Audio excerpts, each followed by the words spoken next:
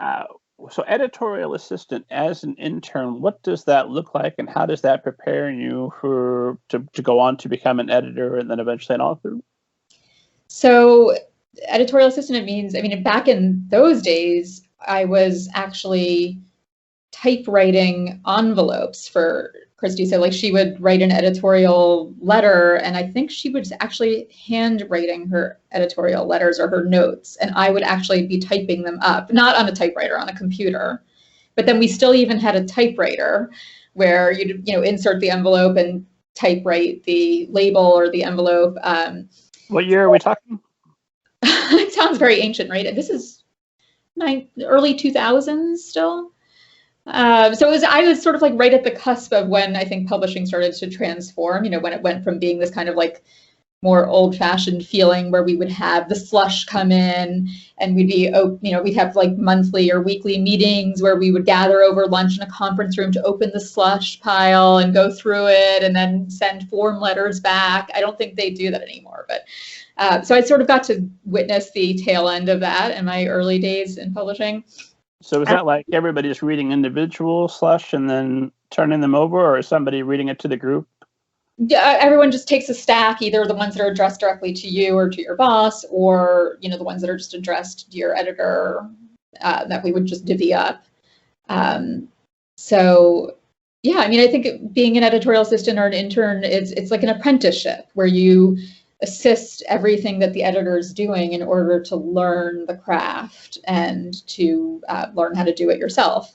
So it's everything from the nitty-gritty of paperwork, contract request forms, check request forms, you know, organizing the lists that they have in terms of TI sheets. Now I'm trying to remember all this. It's been so long since I've done it, but just all the sort of administrative work that goes into being an editor, as well as the editorial work, which is reading manuscripts and constructing editorial feedback and line editing, and then giving that feedback to the editor, to the author, and working with them to revise.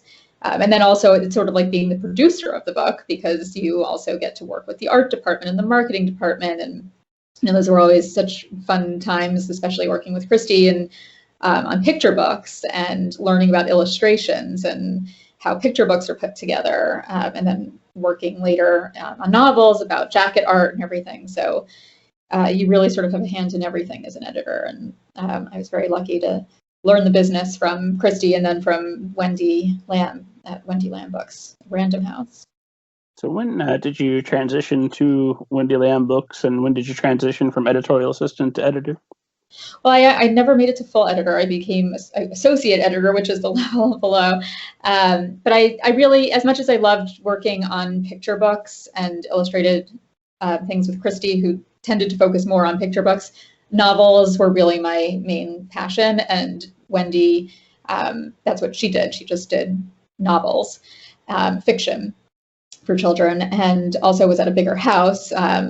Henry Holt had just kind of merged with Macmillan and moved into the Flatiron building and was going through a lot of changes, but it didn't have a big house feel yet. And I don't know how it is now, but Random House is just a very different environment. And I wanted to try, you know, this bigger, more corporate environment, and also get to specialize in fiction, which Wendy was doing.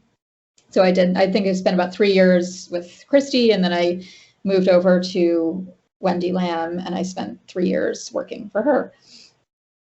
And then I left to mother and become a docent and write and do all these other things.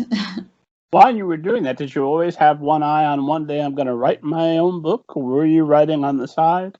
100%. I mean, I think it was like my dirty little secret that I really wanted to be on the writing side, even though it took me a long time to get there, but I think I just was like, I'd go to SCBWI conferences as an editor, and I feel like I really wish I was in the audience, like taking notes as a writer and like learning the craft more. And I was writing on the side, but I think editing is a wonderful career, but it's also a very creative career, and it takes a lot out of you creatively. So I really admire the editors who manage to do both, because I found it too draining creatively to have the time and the space, the mental space for my own creative work. I know there's some that do it well, but I found it wasn't working for me to do both. So come home after a long day of making creative decisions about books, and then, all right, time to unwind by making creative decisions about the book.